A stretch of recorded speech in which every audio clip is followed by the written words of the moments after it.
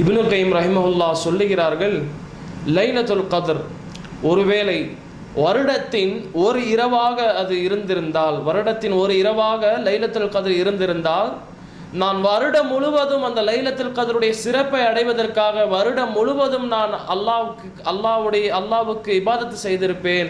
அதை அடைவதற்காக நான் வருடம் முழுவதும் நான் நின்று வணங்கி இருப்பேன் என்று இப்னு கைம் ரஹிமஹுல்லா சொல்லுகிறார்கள். அதாவது அல்லாஹ் சுப்ஹானஹு வ தஆலா ரமதானின் கடைசி 10 இரவுகளிலே லைலத்துல் கத்ரை வைத்திருக்கின்றான். இப்னு கைம் சொல்கிறார்கள், வருடத்தின் ஒரு இரவிலே அல்லாஹ் லைலத்துல் கத்ரை வைத்திருந்தானே என்றால், அப்படி ஆக்கப்பட்டு இருந்தால், வருடத்தின் ஒரு இரவு லைலத்துல் கத்ர் என்று இருக்குமானால், அந்த வருடம் முழுவதும் நான் அல்லாஹ்வுக்கு இபாதத்தை செய்திருப்பேன், நின்று வணங்கி இருப்பேன் லைலத்துல் கத்ரை அடையும் பொருட்டு என்று இப்னு கைம் ரஹிமஹுல்லா இந்த தன்னுடைய புத்தகத்திலே குறிப்பிடுகிறார்கள். ஆக கண்ணியத்திற்குரியவர்களே, இந்த சிறப்பை அறிந்திருந்தார்கள். நாமும் சிறப்பை அறிய வேண்டும்.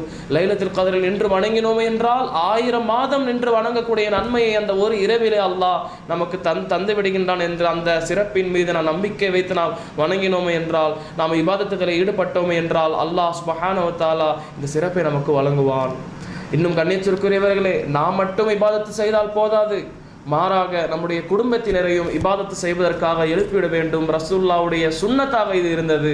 லைலத்துல் கத்ர் இரவுகளிலே, அதாவது ரமதானுடைய கடைசி 10 இரவுகள் வந்துவிட்டால் தன்னுடைய கீழாடையை இருக்க கட்டி கொள்வார்கள், தன்னுடைய இரவை உயிர்ப்பிப்பார்கள், இன்னும் குடும்பத்தினரையும் எழுப்பி விட்டு விடுவார்கள் என்று ரசூலுல்லாஹை பற்றி ஹதீஸிலே வருகின்றது. ஆக நாமும் நம்முடைய குடும்பத்தினரை, நம்முடைய தாய் தந்தையினரை, நம்முடைய மனைவிகளை, நம்முடைய மனைவியை, நம்முடைய குழந்தைகளை லைலத்துல் கத்ருடைய சிறப்பை சொல்லி அந்த லைலத்துல் கத்ர் இரவுகளிலே அவர்களை எழுப்பிவிட வேண்டும், அவர்களையும் இபாதத்து செய்ய தூண்ட வேண்டும்.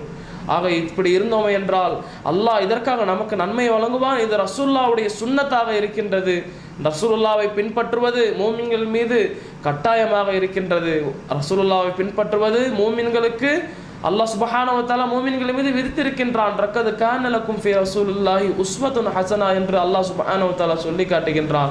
இந்த நபியிடத்திலே உங்களுக்கு அழகிய முன்மாதிரி இருக்கின்றது என்று அல்லாஹ் சுப்ஹானஹு வ தஆலா சொல்லி காட்டுகின்றான். ஆக ரசூலுல்லாஹ்வை பின்பற்றுகின்ற உம்மத்தாகிய நாமும் இபாதத்திலே கழிக்க வேண்டும். நம்முடைய இரவுகளை இன்னும் நம்முடைய குடும்பத்தினரையும் இபாதத்து செய்வதற்காக எழுப்பிவிட வேண்டும். ஆக இந்த விஷயத்திலே நாம் கவனமாக இருக்க வேண்டும் அல்லாஹ்வின் அடியார்களே. ஆக சகோதர சகோதரிகளே, இந்த லைலத்துல் கத்ர் இரவுகளிலே இவ்வளவு சிறப்புகள் வந்திருக்கின்றன.